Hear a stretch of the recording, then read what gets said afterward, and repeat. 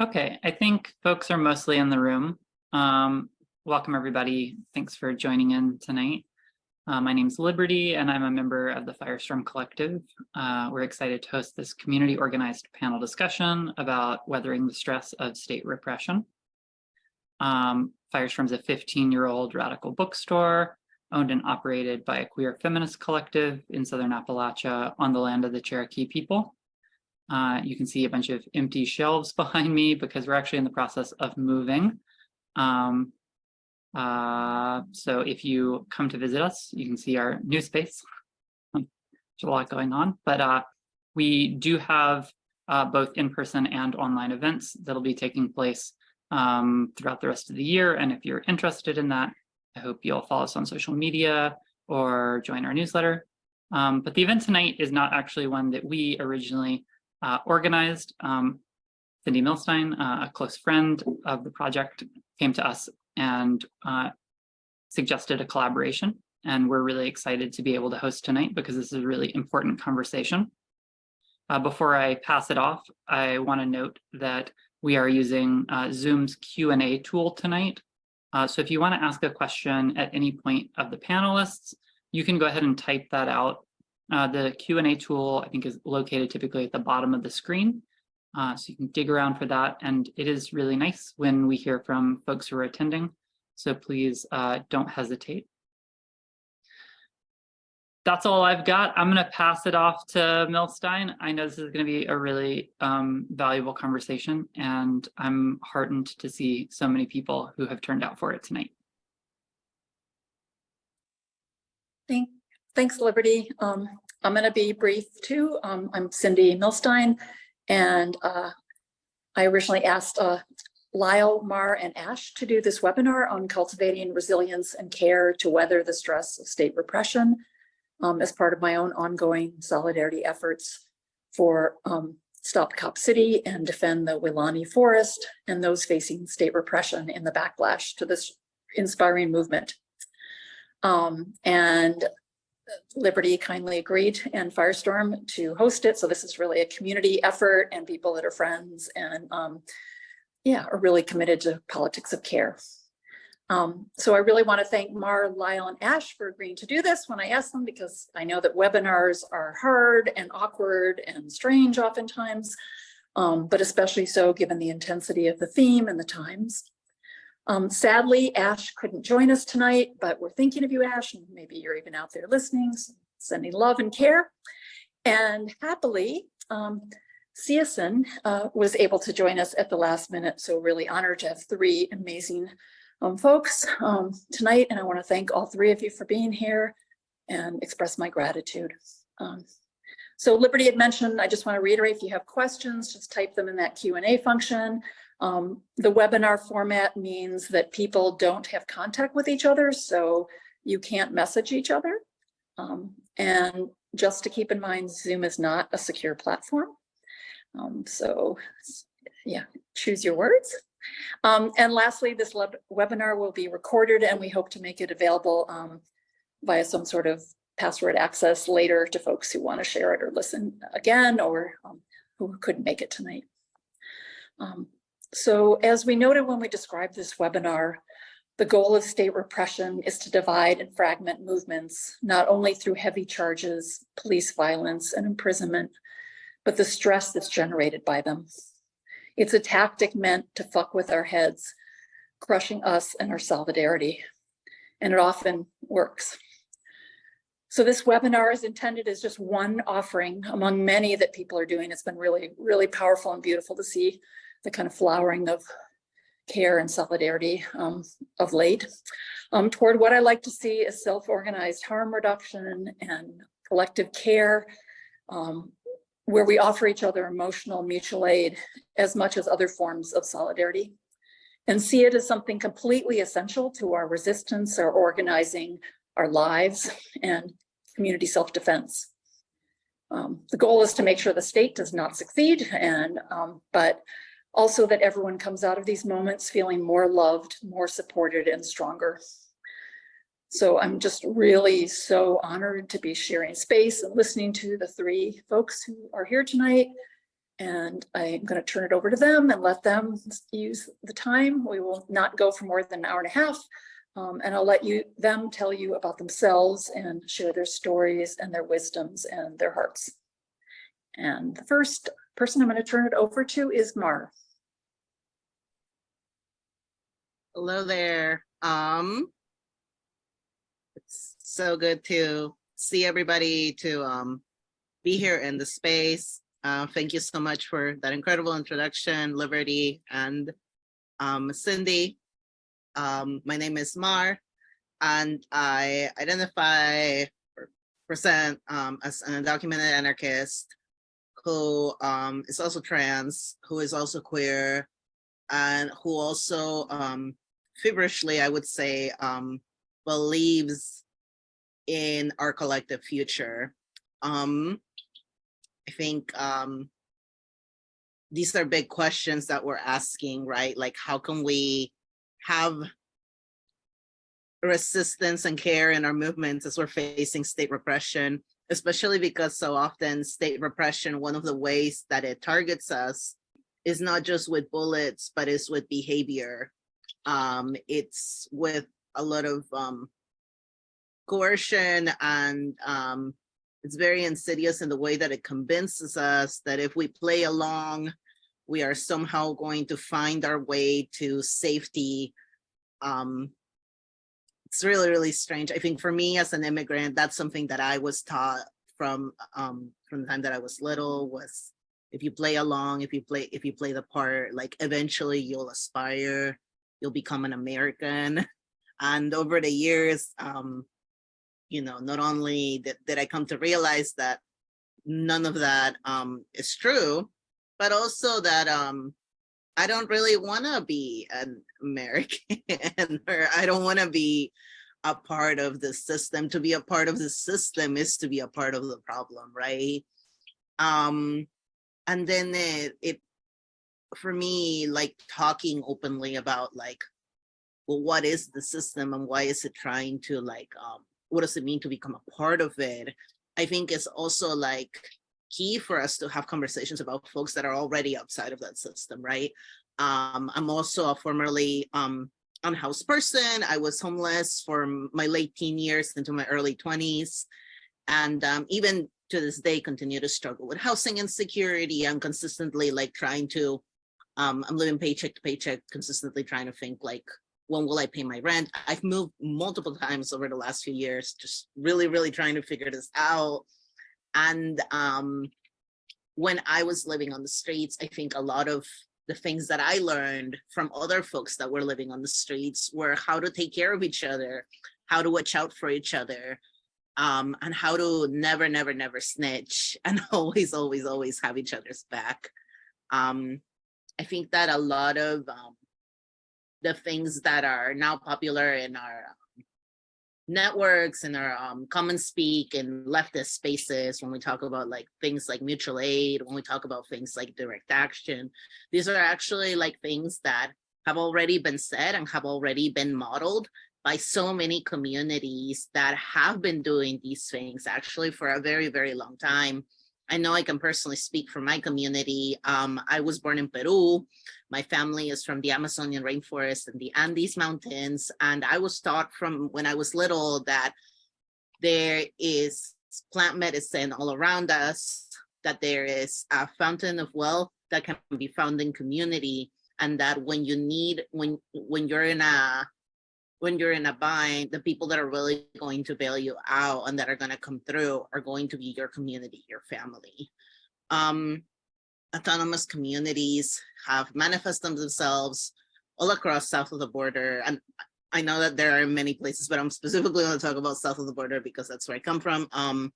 Whether we look at places like the Zapatistas, home in Chiapas, or Cherán, Michoacán, as some of those examples, I think that these livable communities that already came from a place of being outside of the system, being outside of the government, and then themselves built resistance to the government that was trying to creep into those communities, are really those communities are a testament of like, not only is another world possible, but it's already happening, it's already here. I think coming from a neurodivergent background and from a trans undocumented background, very often we say like, not only is another world possible, but it's absolutely necessary, because this current world is fucking killing us, and it's not a place that is survivable by many of us, right? Whether it be from state repression around our identities, around our marginalization, and just straight up the criminalization of the things that we need in order for us to stay alive. And then where does care come in, right? Shit, that's the big question. I mean, I know for me, in my immigrant community, what's really, really helped us is having a sense of pace and having a sense of hope, really looking to each other as the answer, really grounding ourselves in prayer. You don't even gotta, like, I don't believe in God. I believe in creator. My spirituality really is connected to nature, but I think it helps to really lean into this incredible, wonderful world around us, the sunrise, the sunset, the air around us, the air inside our lungs, the way that I look at the roots of the vegetables that I grow in my garden, and I see those tangled roots inside my veins, and the way that my hands are shaped, the way that I look at animals around me and creatures, and I feel so much tenderness and so much heart and so much hope. I think I heard a quote once that is, to grow a garden is to believe in the future. And I firmly believe that as a gardener, as a botany teacher, and as an herbalist and plant worker myself. I think I wanna back it up a little bit and talk about something that happened to me that was significantly changed my life, which is I got arrested while fighting against the Line 3 pipeline. And because of my immigration status, that meant that I had to think a lot about just like how my life was going to change and how I was going to change in the ways that I live my life. And I spent a lot of time thinking about that, actually. I didn't take my first plea deal, and me and my lawyer had a lot of intentional conversations about what that is, those decisions, those choices. And I'm really grateful.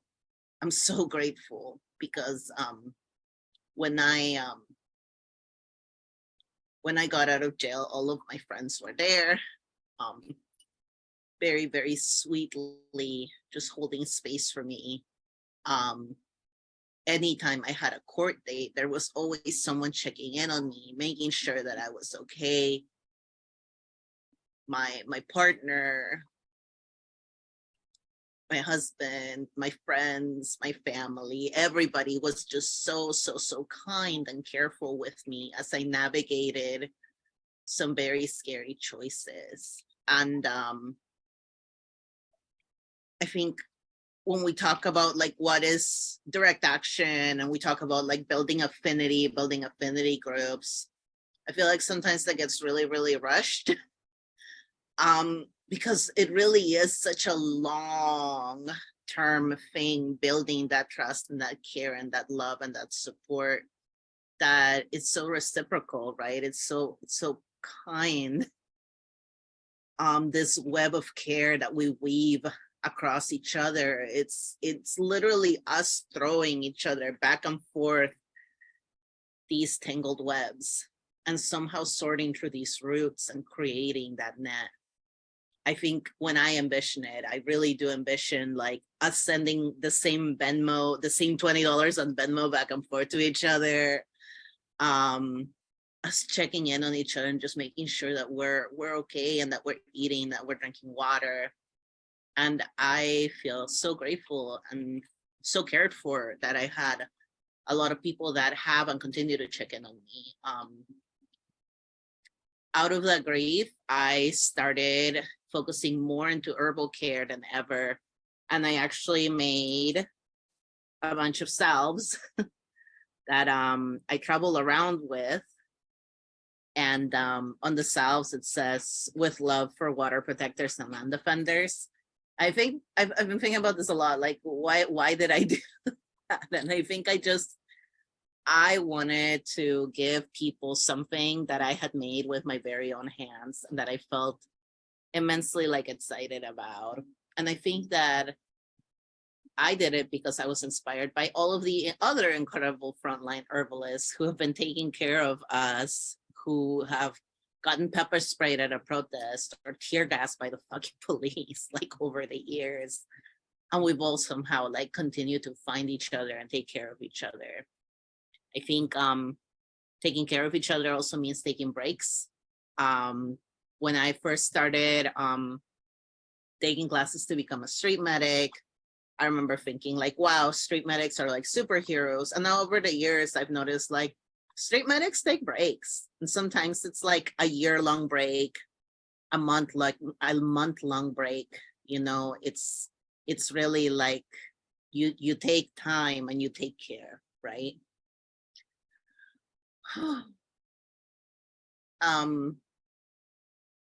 I think when we talk about caretaking, it's really important that we're not talking about caretaking for one person. It's a lot like in the medic space that we had actually at Line 3 at my particular camp.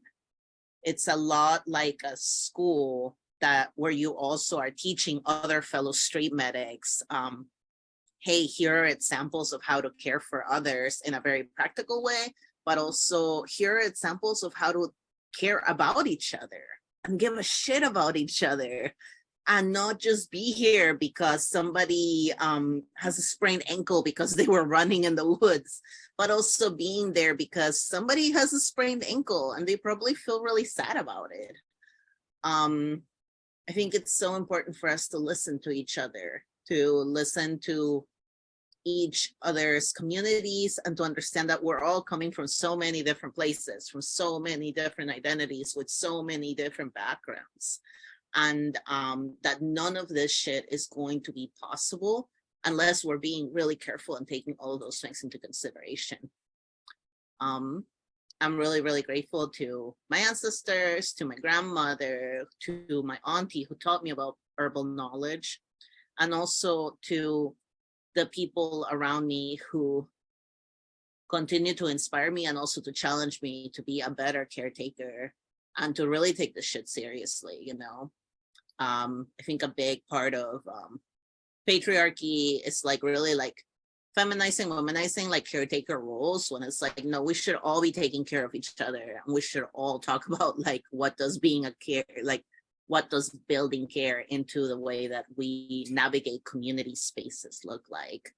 Because if we're not, we're inherently falling into the shit that is honestly like honing these like fascist regime, right? We have so much propaganda being thrown at us already that talks about like honing fascism, fostering fascism in the way that our communities are shaped. And if we're not really careful and really intentional with how we navigate things, we are inherently falling back into those old patterns that have already been ingrained into the way that the system is built. I was having a really good conversation with my coworkers today at the garden, and we were talking about how schools are not really created for children.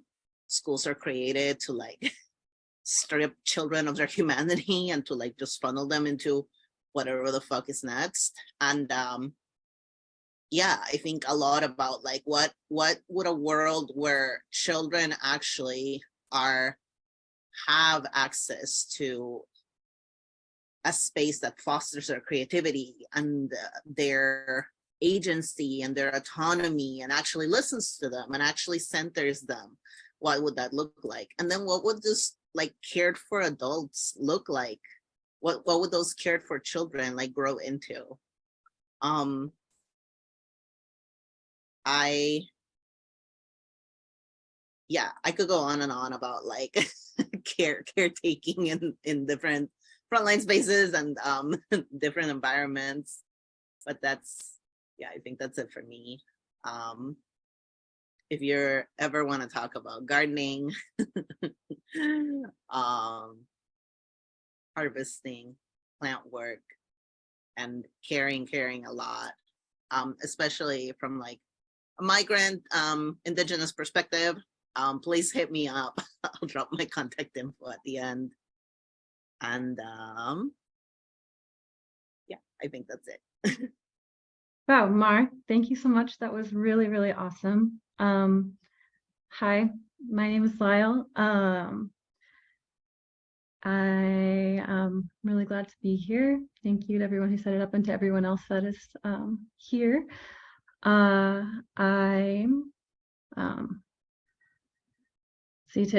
What to introduce myself. I live in so-called Southern Arizona, out in the desert. I'm a healthcare worker. I have been a street medic, studied herbalism, and I don't know, identify as an anarchist. And yeah, mostly today I'm going to talk about my experience being a defendant in J20. So I'll give some background on that. Yeah, for folks who haven't heard about it, and just mostly want to talk about my experience because directly experiencing state repression and heavy charges is such an intense thing, and more than I think I possibly understood or anticipated before I went through it. So yeah, just want to talk about what moving through that was like for me.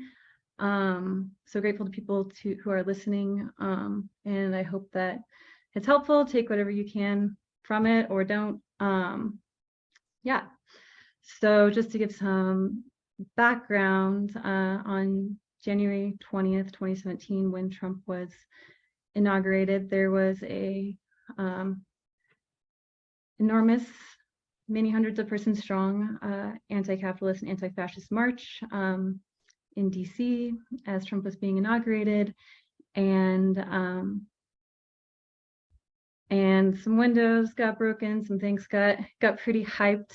It was very huge black bloc. You know, if you want to look up videos, if you're unfamiliar, it's on the YouTube. It got a lot of press later on. They kettled over 200 people in a mass arrest. And I was actually a street medic that day. And then originally charged everyone with felony riot, and a few months later came back with a felony indictment, charging everyone with conspiracy to riot, inciting a riot, like rioting, and 5 destruction of property charges. And so whenever folks started that march that day, I don't think any of us anticipated that heavy of charges was possible. DC has lots of protests all the time, and mostly people just get unlawful assembly, tiny misdemeanor charge. So it was really unexpected. And for me at the time,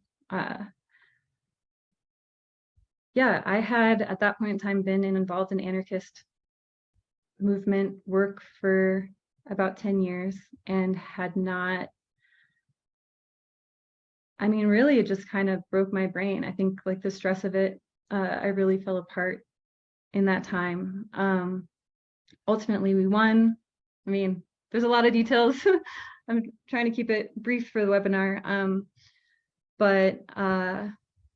And the only people who were convicted were people who ended up taking some plea bargains. But yeah, I didn't realize, I mean, you can understand something kind of like intellectually, but I think in the beginning of it, I totally shut down. I kind of like became really avoidant. I like destabilized myself really hard, like dropped out of the school classes I was in, like quit my job, like moved out of the place I was living. I think I kind of just like kind of totally fell apart from the stress of it. And like intellectually, I could understand that people would say the charges would not stick, etc. The charges are like totally bogus, like this is just a scare tactic. And I think at the time in the political climate, well, a couple of things. I think the wild thing about conspiracy charges is like they are really, really broad in terms of like, the prosecutor's like legal ability to use them. So the cases were legally liable, and like 8 federal felony charges were all like facing a maximum of 75 years in prison. And also it was like the start of the Trump administration. So I had all these ways that I could, and the political climate was changing. It felt like we weren't playing by the same rules anymore. So I had all these different ways I could be like, oh, but it could stick. And yeah, so I guess just like, if folks are out there like facing charges and like, I guess there's like this one thing you're hearing and then there's the emotional response. And I felt like I would be really defensive to people around me. Just like this huge feeling. I mean, I was scared. Yeah, and it's scary. It's scary that the state, I mean, I think that people have different relationships to, the experience of like criminalization. Some people are like, you grow up in the society always under the threat of like, you can be, criminalized by the police at any time. People, and like, we all have different relationships to that. And yeah, it's just wild how the state just like can have total control of your life, like really at any time. But luckily for me, at that time, there was like other folks were working on it. There was comrades from all around the country who were coming together and trying to get in touch with all the 200 defendants to work on a collective defense agreement, and ultimately got 130 people to sign points of unity, that none of us would cooperate, that we wouldn't do anything, that we would respect each other's decisions as long as they didn't harm other people's cases. And although only 130 people signed that, out of over 200 people, nobody snitched, nobody cooperated with the state. And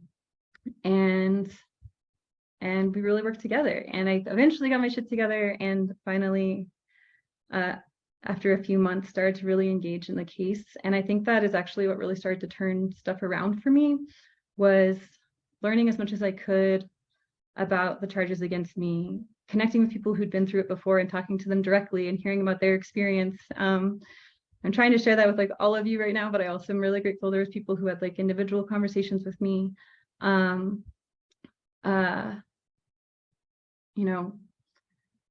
Talking to radical legal comrades who had that kind of experience, and like learning about how collective defense works, helping like talk to other defendants. And luckily, like, I know that this is not the case for folks in Atlanta right now. We were able to talk to our co-defendants. So we did not have that challenge. But yeah, I just really want to encourage people to like learn as much as you can, because I think that like the state is trying to take away control of your life, is trying to take away your power from you as much as possible. And as much as we can learn and become engaged, and also like listen to the experience of people around us, listen to people who have been through this before, either as a defendant themselves or just like supporting other people. There's so much to learn, so much to share. I think it really helps can help you feel more like you like have more power. And yeah, I think that also helped me find meaning in what I was doing, instead of just like feeling stressed or resentful about the situation. Sometimes, like, I don't know, so many feelings can come up. I mean, the state is really intentionally trying to fuck with us. I think it's really, I felt myself feeling resentful of people who weren't going through the same thing as me. And yeah, just like that doesn't that doesn't help us move through it.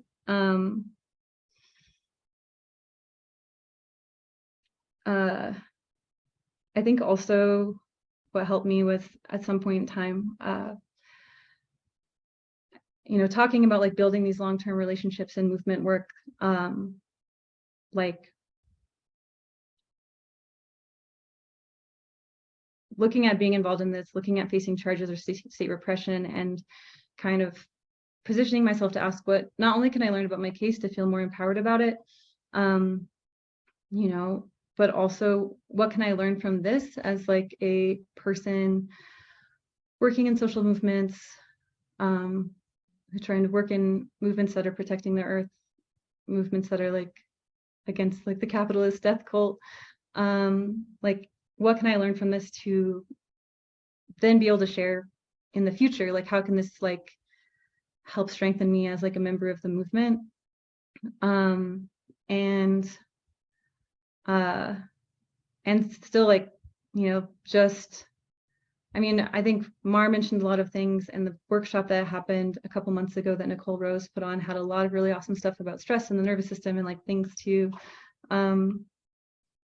that, you know, help with that particularly. So I'm not gonna, I think that, you know, what helps you de-stressing, whether connecting to the earth or all sorts of different modalities. And I know that there's, you know, a lot like different healing groups that have resources access for people to access. But I'm not going to go too much into those things, because I think that there are some resources talking about that, and like what actually helps you de-stress is like really, can be really individual. And that like the psychological stress does have a physiological aspect. Like we do feel it in our bodies. And it does stay with us for a long time. I think it really took me a few years after we won our cases. A group of folks did go to trial. A couple of groups of people did go to trial, but we eventually won, got the cases dismissed against everyone who didn't take a plea. I think really by sticking together, like it still took me like a few years after that to feel like I had totally restabilized again. So like, I appreciate Mar talking about like building relationships in the long term, because like this is, building resiliency is also a long-term thing, and takes sort of that continuity and staying in with stuff, with things together. I think it's important to, yeah, I think talking about how you feel, like, I think that it can be so scary to talk about, you know, going through a legal case, being targeted by state repression, because we don't want to talk about the facts of our case. We don't want to talk about things that that could be potentially like legally harmful to us. But like, there are so many ways to talk about like what you are experiencing and how you feel without talking about the facts of your case. And I just really, really encourage people to do that, because like, and I felt really lucky that I had people that would let me cry on them when I was just like too much stress, and would hold me in that way. But it's so tempting to isolate, because that's what the state is trying to do. And also because, you know, there's so many things we can't talk about, or like we're afraid about what we can talk about. Yeah, it's all right to talk about your feelings, and really important.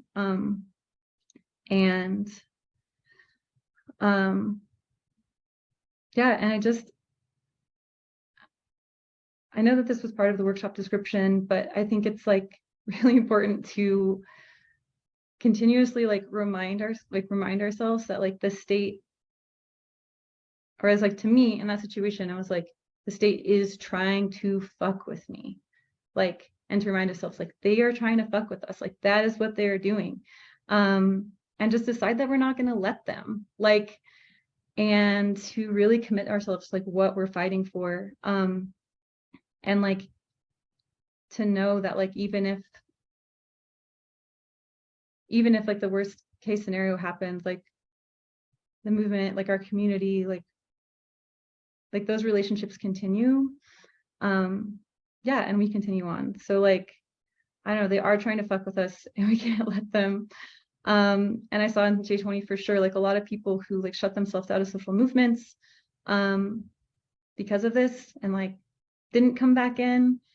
But yeah, I don't want any of us to give that to the state. Like that's what they want, and yeah, I don't want to give it to them. So yeah, I think that's all I've got. I'm sure I'll probably think of something else. But anyway, that's what I have. Thank you.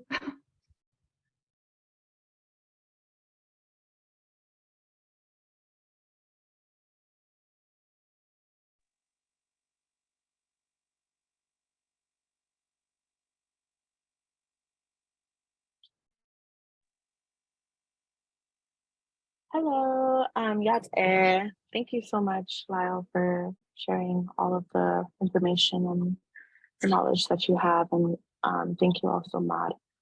I really appreciate like all of the different things that y'all are weaving together. I feel like I have a lot of similar things to share.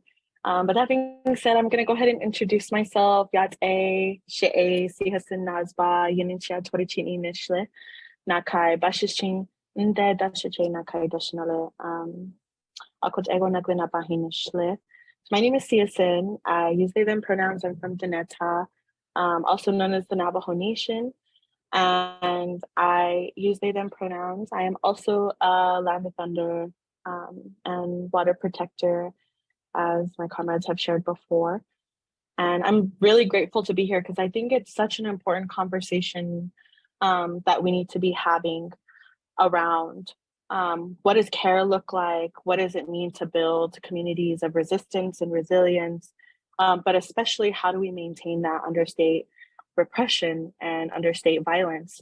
And I'm going to shift a little bit to talk a little bit about like what type of system that we live under, because I feel like that's really important. And I want us all to be on the same page of understanding like what we're up against. You know, it's important for us to understand and share with our communities like what the state is and what we mean by that when we say the state, right? When we talk about the state, we're talking about a settler colonial regime that's meant to divide and conquer. It's meant to create divisions and then profit and exploit the individualism that it facilitates. And I feel like that's important for us to be on the same page about, because the goal of the state is to enact settler colonialism, which is a part of like US imperialism. And just taking a step back, you know, settler colonialism, for folks who are not familiar, is the elimination of Native people and the assimilation of all of the people who exist on Native lands into a colonial system that is built off of ongoing genocide and the trafficking and enslavement of our African relatives and the continued exploitation of the descendants of those relatives. And so this is the system that we live under, and it's very intentional. And it's really important that people understand like what the creation of this space, of the state is, and to understand that this is the goal of the imperialist regime. This is the goal of what imperialism is, which is the exploitation of the land and of people, of systems, specifically of systems of labor. And so it's important to understand that the state benefits from us being divided and unorganized. And that is something that I think is just like a quote that comes to mind that always really grounds me in the type of organizing work that I want to do and the type of organizing work that is needed, that our community needs, is that the quote by Malcolm X, where he says, we're not, you know, outnumbered, we are out-organized by the state. And so it's important that we hold our movements and each other in collective care by also reminding each other that we have to remain values aligned, right? So no matter how difficult or complicated situations unfold, that we maintain, you know, direct communication and being open to all of the things that come with working with other people, conflict, you know, mediation and resolution. Taking breaks, I think, is really important, but also being able to have a good analysis about the privilege and powers that we hold being inside spaces like the first world, right? I'm also a land defender, and I recently had the ability, I guess, like I would say, like the privilege of being a part of a community who got their charges dropped as well from my time in frontline spaces. One of the most recent being the camps against the pipeline line 3.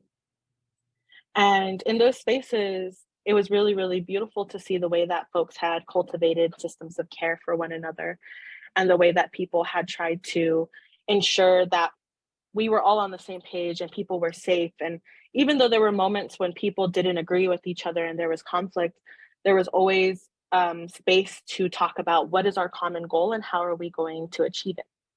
And I feel like that's something that is going to be like a repetitive process as people continue to organize, as people continue to build these like safe spaces, you know. And I hesitate to say safe spaces because the reality is we live under these systems and there is no safe space. There's only safer spaces, and how we have protocols and certain values that create it, right? And so I think that that's really important. We have to remember that love and care are very powerful relationships that require cultivation, transparency, compassion, and direct communication. To be a part of this movement is to consent to community accountability and to enact deep reflections on our own actions and the impacts that we have on communities that have been directly impacted by state violence and repression.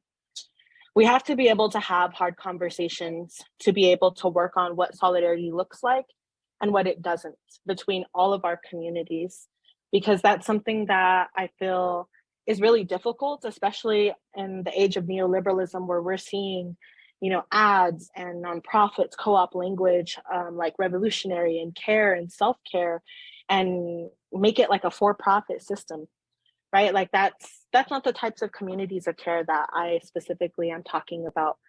I'm trying to talk a little bit about the ways that people are trying to essentially ensure that we are, I don't know, like taken care of and that we are safe. But taking a step back and really talking a little bit about like some of the experiences that I've had personally that have really surrounded me in care and really provided the opportunity for me to be able to make an impact, right, with my comrades and with my relatives. I was very blessed, and I'm something that I specifically try and hold and cultivate in my spaces is understanding place and grounding myself in that place. You know, I'm currently in Tiwa territories, which is also known as so-called Albuquerque, and I'm a guest here. I'm an Indigenous person who is a guest in Tiwa lands and Pueblo lands, and it's something that I take very seriously. And everywhere that I go, that is something that I remind myself is that I'm a guest. And how am I to be a good guest and a good relative and in solidarity with the communities that have been taking care of the lands that I'm currently visiting or living in? And that's something that is very, very much a decolonial process, right? Because something that we have to remind ourselves is decolonization is not just like a metaphor. It's not just like a term. It's not just like an action. It's I mean, it is very much an action, but it's an ongoing practice. And it's something that we have to integrate into our lives. We have to question all of the things that we have been conditioned to understand or to learn or to see. Because again, like going back to the settler state, it is created with a certain agenda in mind, and it has successfully and effectively brainwashed and divided so much of our community. And this is something that I think that is really beautiful to see in spaces like this, is we are talking about how do we continue to build relationships and revolutionary struggle amongst one another to work towards a common goal for the liberation of all of our peoples, right? And how are we going to sustain that? What does it look like? And I just want to encourage people to like get out there, get on the ground, support and work with people who are directly impacted, Indigenous communities, our Black and African communities, our undocumented and migrant relatives who are engaging in struggles. There's so many movements to learn from, and so many ways that we have to learn how to be in solidarity with one another and uplift one another's struggle, because we have the same goal and we have also the same colonizers.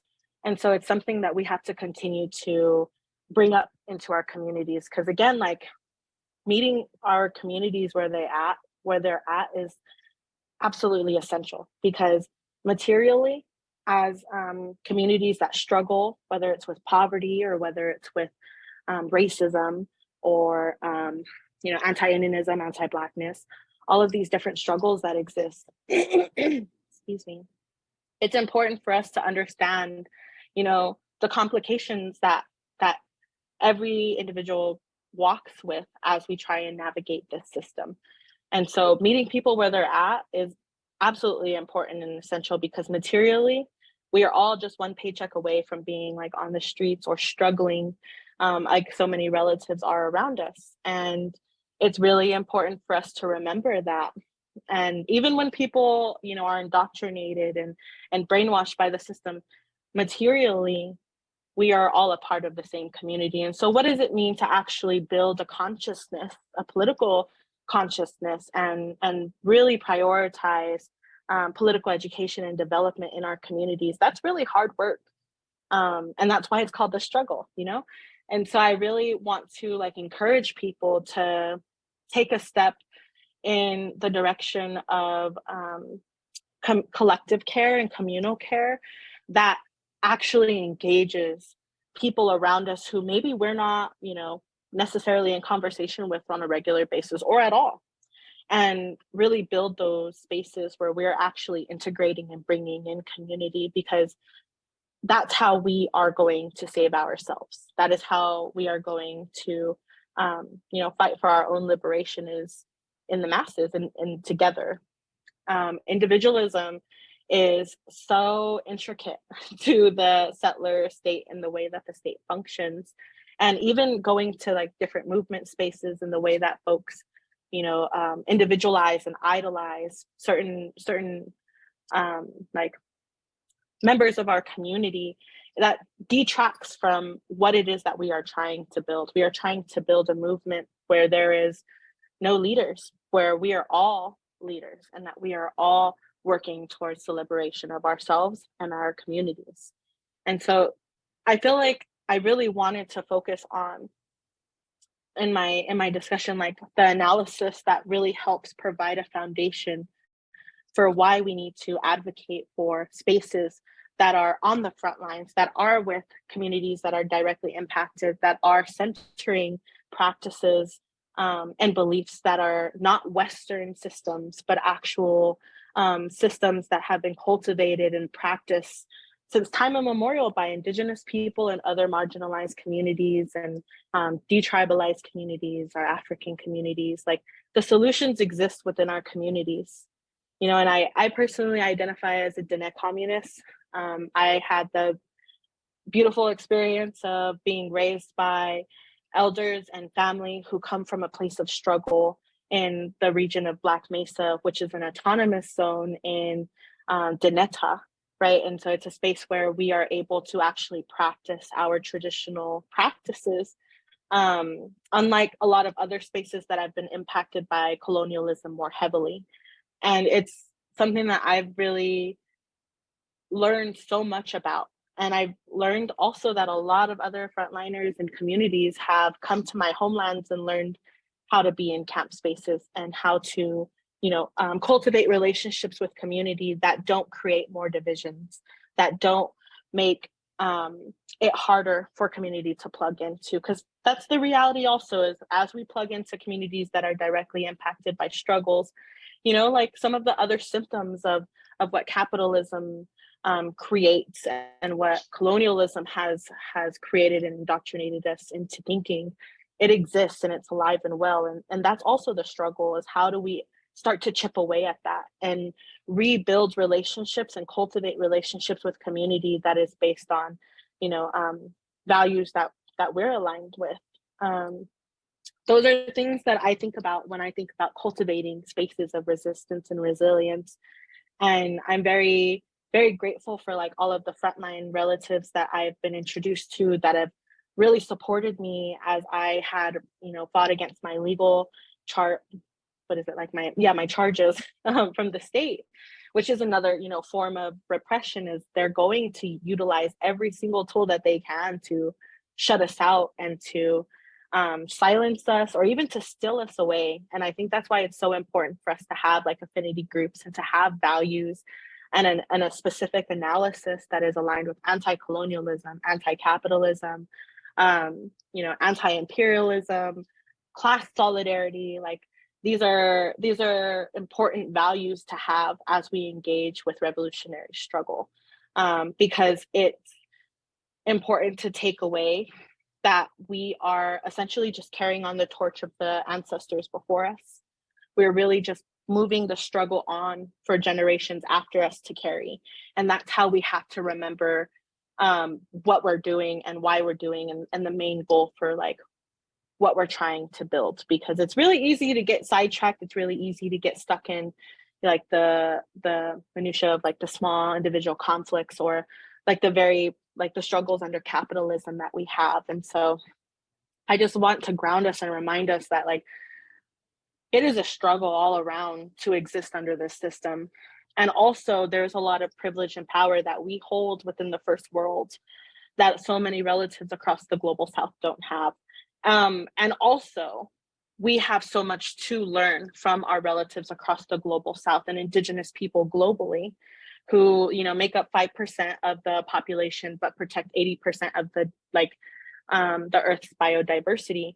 Like a lot of communities across the globe have the solutions that we need, and the solutions to fight against, capitalist systems and structures. And it's just a matter of us getting organized and building these strong relationships, and creating vetting processes, and creating spaces where we can work through conflict and take breaks and be transparent about the risks that we're able to take. All of those things are super important. And it's really important that we remember that every single person has a role to play within the movement for liberation, whether it's Indigenous liberation or African and Black liberation. Like we all have a role to carry on and to embody and to really share with our communities. And so I really hope that we continue to exchange information with one another as communities that are struggling against these systems, and how we can continue to win, and continuing to hold on to that revolutionary optimism, because it's really easy to get down and to lose hope. And I really appreciated what Maud had shared about maintaining those relationships with one another and taking space for yourself so that you can continue to have hope, because having hope is really important to why we continue to chip away at this imperialist state, and why we continue to chip away at the indoctrination and conditioning that's been forced on our peoples. The reality is we're people are really struggling right now, and the answer isn't to be more punitive and to be harder on people, because that's the systems in place. But the answer is to cultivate relationships that are of deep care and love, but also accountability. How you can have those hard conversations with people so that people are able to grow and move with you. I think that that's really important, and it takes a long time. It's not going to happen overnight. It takes time to build those relationships. And so, that's something that we should continue to really embody and hold into our practices of essentially being good relatives and comrades, not just to each other, but to the life around us and to the earth. And so I just wanted to go ahead and stop there, and just appreciate everybody for coming and listening and taking or participating in this space and hearing what we have to say.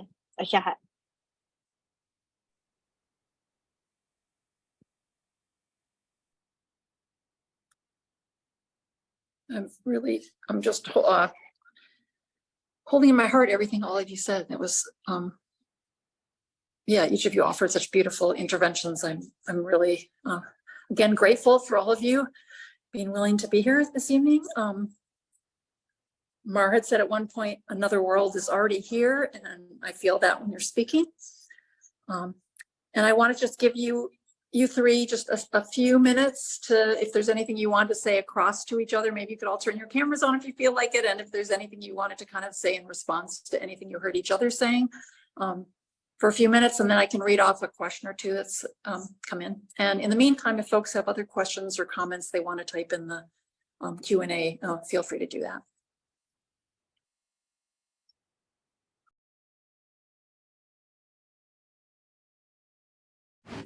I feel like somebody posted about COVID on the chat. Like, how do we like take care of each other when like it feels like people don't give a shit? Oh my gosh, Siasen, that was so good. Stop. So cute. Siasen is my movement crush. I think that, yeah, when we're talking about like COVID and like, especially things that I feel like the government has really disregarded as like they're not real, it's really important for us to like ground ourselves and like the government be saying a lot of things are not real, right? Like the government straight up be telling people that there's not even indigenous people on this continent anymore. The government really be erasing the lived realities of like basically like anybody who does not benefit the government's like agenda of where they're trying like to move this trajectory of this war machine forward. So at the end of the day, when we're talking about like, oh, this is what care looks like, care also involves like having the very hard conversations with our comrades and having those hard conversations with ourselves, such as like, what does sticking up for myself look like? And I know sticking up for yourself over and over and over again can feel exhausting, especially like as all of us in this panel are all street medics, we're all caretakers, and we're all former defendants, right? And I think yeah, it really is like leaning into the unknown and navigating that unknown with like curiosity and also somewhat of a sense of optimism and hope, because otherwise, I mean, man, what do we do then, right? At least I have a lot of optimism and hope that, you know, I have respiratory illness. I truly know that I care a lot about those things. Yeah, Mar, I really appreciate you talking about just like curiosity, because I do feel like just generally like that's sort of like continuing to like learn and engage in things just in terms of like long-term movement resiliency or engaging in things long-term is like, how do I keep being interested in like what's going on in the people around me and in your own self? Like, I do think that like with all the different sort of, you know, ways to feel that are very intense that can come up with state repression and sometimes get shot out, you know, towards our comrades or people who are trying to support us or towards ourselves. I do think also being curious about like, why am I feeling this way? Like what's really going on with me right now? And taking time to like sit with that and taking time to really like understand, you know, and that comes with maybe taking some of those breaks that you're talking about.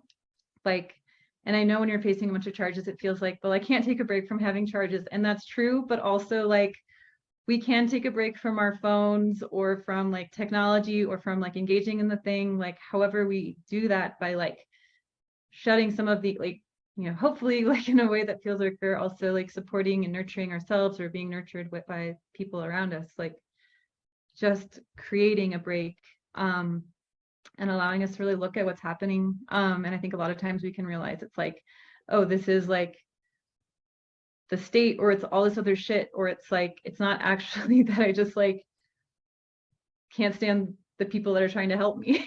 And just responding to Sihasin and some of the things you were saying, like, you know, I really appreciate you talking about like conflict and as well as like what is our commonality, because like we don't all have to be friends to like be in this together, and like we don't all have to like get along or agree about everything, as long as we can figure out like, well, what is our commonality and like, you know, what are we in for? And how can we move this through this together while acknowledging and accepting the facts that we have like differences or things that like maybe we don't exactly like that much about all the people that we're in the thing with, but we can still find a way to be like, all right, but like the state is trying to shut us down for trying to protect the earth and trying to fight for the things that we love. Yeah, and so like let's figure out how to make this work.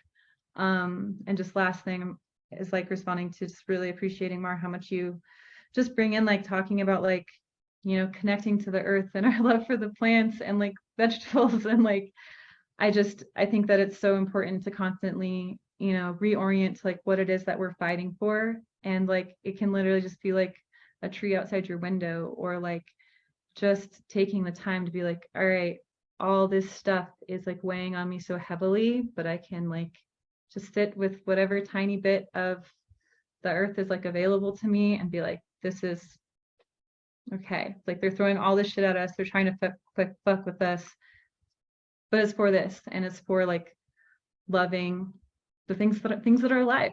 So anyway, that's my soapbox right now. I'm gonna jump in real fast too and just share. I really appreciated all of the like different practices that folks have shared in the ways that they continue to build and cultivate hope. And I really wanted to also to share, like, oftentimes under the system, like it's meant to make us feel dehumanized and powerless. And it's like when we are creating spaces like garden spaces or spaces like of even like reading groups for political development, it's in those moments that we are cultivating hope, and it's in those moments that we are able to create space for hubs of resistance to take, you know, seed and to grow. And I feel like it's something that we don't talk enough about, is like the ways that we do hold power and how we can create more opportunities for our community and our relatives to get involved and engaged in the struggle. I also wanted to share that something that's been super helpful for me as I've gone through navigating like legal stuff is having a community and a support crew of people that I can reach out to and to lean on. And though I started that with whenever I had gotten charges and was battling those charges, I got those charges dropped last year, and I still talk to my support group on a regular basis. And I think that that's something that we have to remember and to continue to cultivate, is how we continue to bring our relationships with us and grow with us as we move forward in this movement. It really helps, I think, to not get burnt out, to be able to share some of the heaviness of that we carry as we are trying to stay grounded and stay connected to Mother Earth, and continue to, you know, have those practices that remind us what we're working towards and what we're trying to build and create, which is also reminding us and forcing us to acknowledge what needs to be abolished and what needs to be done away with. Because I think like those two things go hand in hand. You know, we experience violence on a regular. So many different people from all walks of life experience so much violence, and oftentimes we're not taught to actually name it as that. And I think that that's important to say. And so I really appreciate the space that y'all had both cultivated around talking about taking breaks and creating those safer spaces, and what it means to, you know, embody like revolutionary care, and a care that is going to sustain and grow these movements. And so thank you. Yeah, and just to reiterate, care is going to look differently, like depending on who you are, what background you have, and also like your own personal healing journey, you know? I feel like care at the beginning of my charges looked like accepting that I had charges, and then later having like, you know, after my charges got dropped, like really like taking care of my new lived reality as an undocumented person with now like a criminalized background, right? Because even if your charges get dropped, you still have them in your immigration record. That's how it works. And yeah, just really like adapting to my new lived reality. But all of that is just their stages. And again, like I can't reiterate it enough. All of us are street medics, but we practice different things, right? And I emphasize a lot on like, yeah, herbal and plant and like growing food, because that's what I choose. But you can choose so many different avenues to care.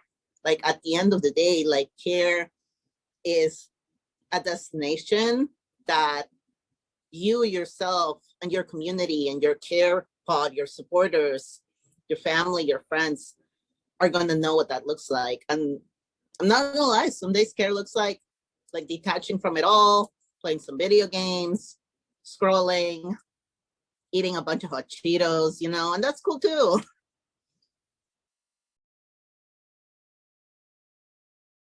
Yeah, I just want to say, just appreciate you talking about, there's like so many different ways to do care. And I think a lot of ways that we're talking about stuff in this workshop is more talking about sort of like, more like sort of like guiding principles and like what we're sort of orienting ourselves to, rather than like listing out like a list of like self-care checklist, because it, that really is really individual. And yeah.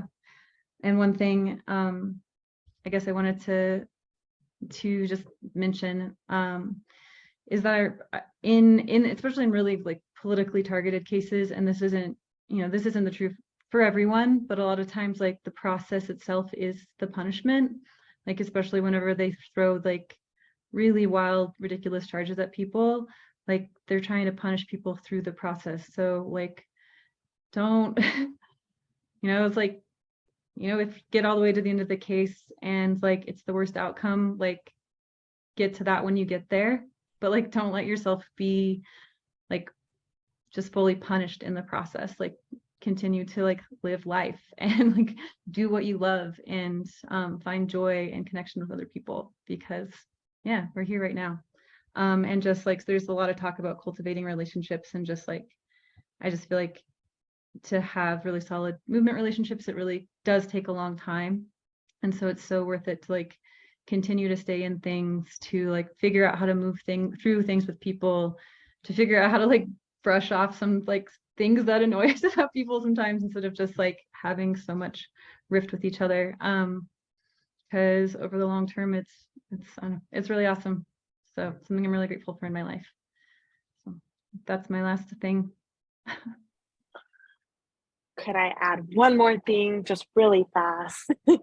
I really appreciate you bringing that up, because something that I feel like is really important is to share with folks, like in my experience, and I know every experience can be different and there's different situations, but something that I always encourage and try to remind people is that like the state, especially whenever you're facing charges, especially when you're in their grip, like they want you to break down, they want you to plea out, they want you to sell out your relatives or your comrades and give them information. And I really want to urge people to, like, when you feel like you're in that moment where you're going to bend to that, take space for yourself to take care, so that you're able to make that decision for yourself in a place where you're not like backed in a corner. And because that's what these systems do. These systems are created to dehumanize you, to make you feel little and powerless, and even to gaslight you. Like when I was going to court, like the prosecutor was consistently gaslighting me, and they were consistently making me feel like, oh, like you're going to jail, like you're going to be there.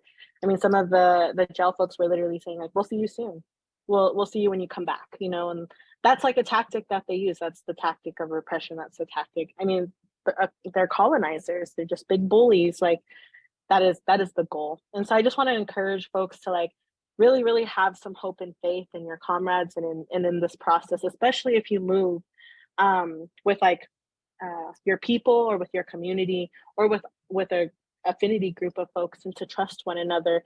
Don't let the state pit you against each other, because that's what I have seen time and time again is the rise of conflicts and just the divisions and the fracturing of strong communities and affinity groups. And so, don't let the state back you in a corner. Remember that you do have power, and though it doesn't feel like it, like there's power in not playing out, and there's power in waiting long term, or waiting with your comrades to see what our best plea deal is or what our best outcome is. In my situation, they decided to drop all of our charges for my affinity crew literally the day before my trial. And that's what happened. And they dropped all of our charges. Now, none of us have charges, at least those of us who didn't plea out. But like I said, they waited to the very last minute, and it scared a lot of people. And so I just wanted to remind people like to have that faith, and to remember that like if you're a part of an affinity group or a collective in a group of people who's going through this, like try and really support one another and stay grounded together. Okay, I'm done. And at the very, I mean, and if you don't plea out, you know, you might get to sue the state later and get some money if you got a really wild arrest or something. So, you know, you're doing it all for the movement, doing it all for each other, but also if you don't plea, you might get to sue the state, which is sick. The, you know, radical retirement fund. But and there was I think that's a good place to address a question that came through. There was a question that came into the chat where someone is asking about what to do basically if they don't necessarily feel comfortable taking a plea, but their lawyer is sort of pushing them to do that, and they're weighing their financial like what they're able to contribute and how much they want to put in the case. I would definitely say if you don't like your lawyer's advice, like figure out how to get a new lawyer. Reach out to your support group, reach out to folks who are organizing support around the cases. You know, if you're involved in a case that like CLDC is involved in and you feel like there's someone you can go to, reach out to them, reach out to other legal resources, try to get another opinion or try to see, you know, there might be another option besides paying out a bunch of money for an attorney. There might be an option for fundraising money for that consultation with that attorney. Definitely seek other advice. Don't let an attorney bully you into taking a plea that you're not comfortable with or cooperating, because there's a lot of attorneys that will try to do that. If you're in a case where you're able to, you know, encouraging your attorneys to work with other clients' attorneys and try to organize collectively. That's what we did in J20 and other cases I've been involved in. Just like it's contrary to what attorneys are trained to do, so it can be really hard to get them to do that. But there's a couple of really great resources for both of these things. I don't know if folks are familiar with the Tilted Scales Collective. You've probably seen their book, or it may have been given to you. It might be sitting like closed on your shelf somewhere. Guide to Being a Defendant. They also have a guide for being a movement attorney that can be helpful if you have an attorney who is open and interested but doesn't have experience doing movement work. That can be a helpful resource to them, because being a movement attorney is also kind of like a specialization. Like it's a lot of stuff that we're trying to do. It's not the way that a lot of random attorneys are used to working. They're used to pushing pleas. They're not used to working with other people. They're used to defendants who want to cooperate, and a lot of them will push that. So if you have been given that book, I super suggest you open it up. It was really, really helpful to me. It has a lot of tips for working with your attorney. It has a lot of tips for thinking about how you want to relate to your to your cases, relating to things like media, all that kind of stuff. It is really, really helpful resource.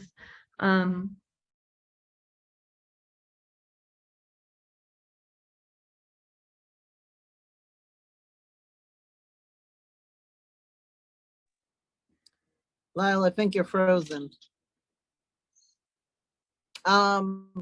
Yes, if you don't like your attorney's advice, you should talk to another attorney, like hands down. I will give you my attorney's number. Actually, I think my attorney's watching this live stream because she told me she would be on. If you're watching this live stream, you should text me, and that way I can give this person your number. Because I think it's just really important for us to have attorneys that are down and that really, really care about people. And also, yeah, to just really like talk to each other about these dynamics of like someone's giving me advice and I kind of don't freaking trust it, like, yeah, they might be giving you really bad advice. And if your attorney is giving you bad advice, then yeah, talking to another attorney is always a great idea. Sorry, Lyle, I'll get back to you.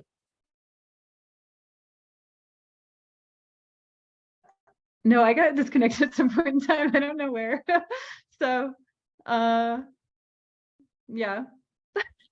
We heard most of you. I think you heard most of it. Yeah. I'll put the Tilted Scales Collective website link in the chat. Thanks for carrying the torch. Following it up. I wanted to offer. Oh, sorry. I was gonna go ahead. Sorry.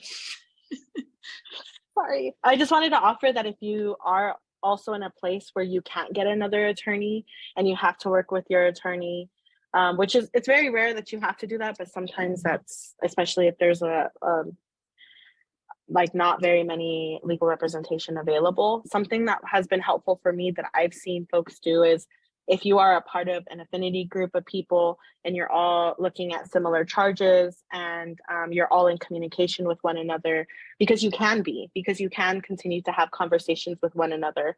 Maybe your legal representation might not want to or be able to for whatever reason. It's important to know that also your legal representation is like representing you. And ultimately what you say, they have to get, you know, the consent to be able to do certain things. And so sometimes like your legal representation is really somehow, is what I'm trying to say. And that you can follow the ways that some of your comrades who are facing similar charges and how they're going about it, and ask your legal representation to do the same, even if that's not like what they would recommend or want to do, because sometimes there is just legal representation that is biased. And so I just wanted to offer that there are ways that you can actually mitigate instances where that happens, and really, really lean on your relationship with your affinity group and how they're navigating or what they're doing, like what next steps they're taking, and replicate that for yourself. And your legal representation is supposed to represent you. You, at the end of the day, get to have that decision and that choice. And so I just wanted to offer that because I feel like that's something that I've seen happen, especially when there's not very many lawyers available in big mass arrests, and you get stuck with like a public defender, and then your friend has like, you know, a movement lawyer, and you can really get tips from your friend that has the movement lawyer and how they're asking their movement lawyer to represent them, and you can hold your legal representation to doing the same. And so that's something that I just wanted to offer to you all, because sometimes it's a reality that you're not able to. I was also wondering if I could answer another question in our Q&A. We have a lot of questions, and I know, Cindy, you tried to like talk like a few times. Like, do we have time for questions? What's going on? Yeah, I don't need to talk. You all are doing great. Just, you can read you can reply to the questions, and we have about 10 minutes left. Okay. Go for it, sis. Awesome, thank you for checking in. So I really wanted to answer the question where folks had shared that they found a lack of accountability for abusers and left to circles in their communities. And the question was specifically for any suggestions for keeping things non-hierarchical in certain spaces or red flags to look out for. And so I wanted to offer that, like, I'm a survivor, and I very much have that analysis of what it means to center people who are directly impacted by violence, and specifically center and surround myself with survivors. And something that I'm going to just touch on and not really dive too in depth about is I really struggle with the term hierarchies, because I think that there is definitely a struggle and an issue with Western and settler colonial hierarchies.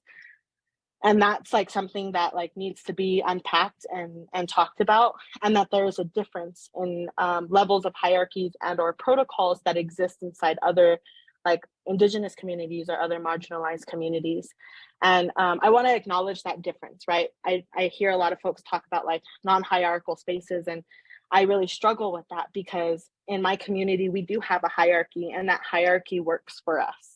Like we have elders that really step in and support us in decision making and how we move and how we plan, etc. And so just wanted to say that real quickly, but then to also circle back and say that I think that what I've learned is that sometimes the trash will take itself out if you have certain values that you create and cultivate in community spaces that you're having, that will immediately kind of, you know, like, for example, if you have conversations around consent on a regular basis with people who you're in a space with, and like consent about touching, hugging, etc., oftentimes the people who perpetuate harm or like who are non-consensual will out themselves in those ways. And it's something that like you should look for. Like when you actually hold boundaries and protocols and spaces that you cultivate, those people will essentially out themselves.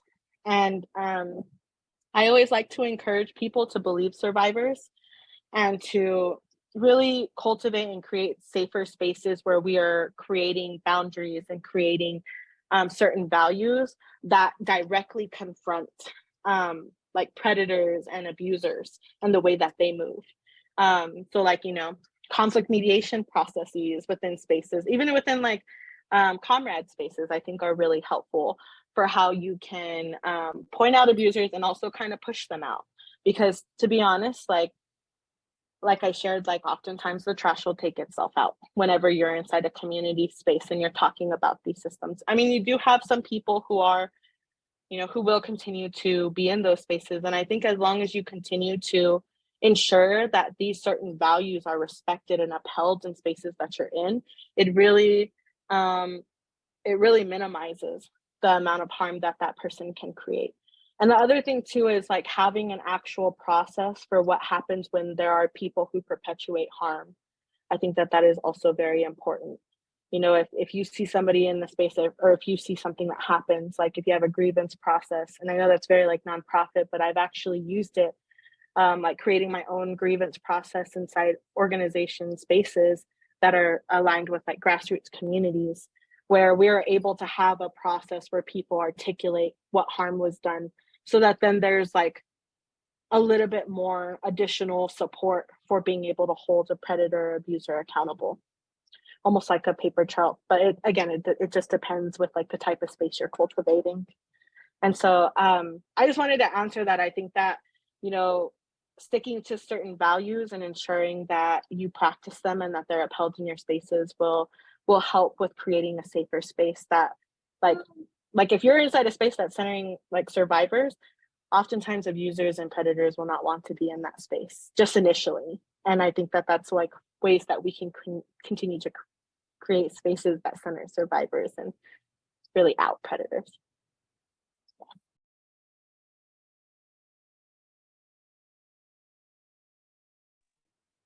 I think that the other big question that is here is, Lyle, are you talking about the one that how do you form like a care support team? Is this the one you're referring to? Yeah, someone, I could just sort of phrase it if either of you feel like you have responses to it, is that someone was asking about how to support or sustain support teams, but mostly in this like realm of fundraising or emotional support. They're talking specifically in a situation where people might not have a robust network of comrades with capacity to support them, but do have solid lawyers and have not been able to sort of keep up with life, facing because of repression, facing things like houselessness, not being able to be in school, and these specifically in felonies related from George Floyd uprising. So this is some like stuff that has been going on for a long time. Yeah, I think and I think just speaking from that place of like having been living on the streets, I mean, that happens when the state, right, like you've been displaced, right? Like, and when that displacement happens, at least to me, that's an indicative like factor of like not having a support network. When I was living on the streets, I met so many people that we were all like, we would ask each other, like, how did you wind up here? Like, what happened, you know? And over the years, I developed a support network, but it took such a long time, and it's heartbreaking to have to advocate for yourself over and over and over again. I think just personally, I can say that there are resources, there are people that care about you, there are people that care about you being alive and being taken care of and being free, right? There's so many of us out here that we want people to be free, and we want to fight for each other. So I think the biggest way to build yourself a support network is honestly like to make friends and to make comrades and to make long-lasting relationships. Yeah, I think we're about to wrap up. Yeah. Go for it, CSM and Lyle. Yes. I guess I'm just wondering, in your local place, for the folks who put that question in, are there, any anti-repression groups? So where I live, we've got an anti-repression crew who specifically does fundraising and like trying to do some of this logistical support for folks who are facing charges related to their political work. So are there, your city anti-repression crew, you maybe look on social media if you don't have any connections. Is there a National Lawyers Guild who has people who could maybe, it sounds like you have lawyers, but could maybe they know people who support defendants locally. Is there folks who are working on, who did a lot of organizing related to groups or formations that did a lot of organizing related to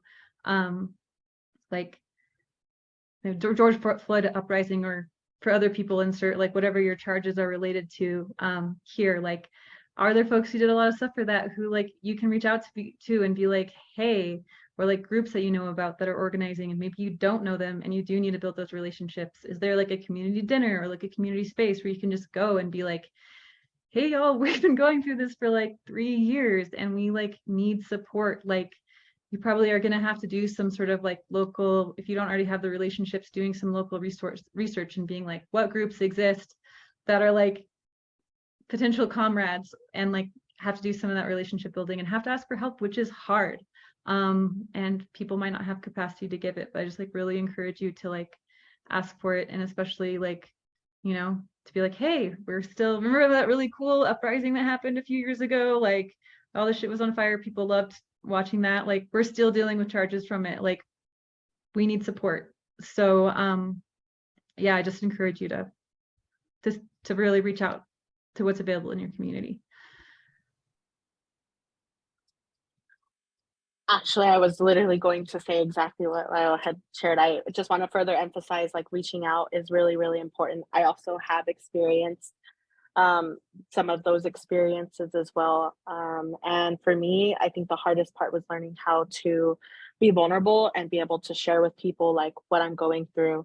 And sometimes I felt it was not being heard in certain spaces, but something that I continued to do was go to every space that I possibly could and just share what I'm going through and cultivate relationships. And ultimately, that's what helped me actually transition from living on the streets to being able to move into a more stable housing space. And so, yes, please reach out and please look into social medias, even just talking to your comrades in your circles and asking them hey, I'm struggling, I'm at capacity, I really need help. Can you please help me?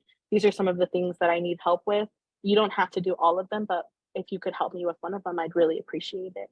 And then also sharing that it's reciprocal, that if ever somebody else was in this position, that you'd be able to support and help in that way. I think that that's something that's really important. And so thank you. Yeah.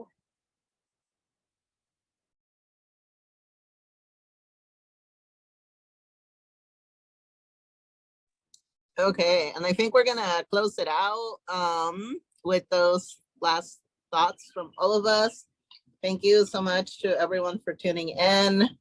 We care so much about you. Let's continue to be careful with each other so we can keep being freaking dangerous together.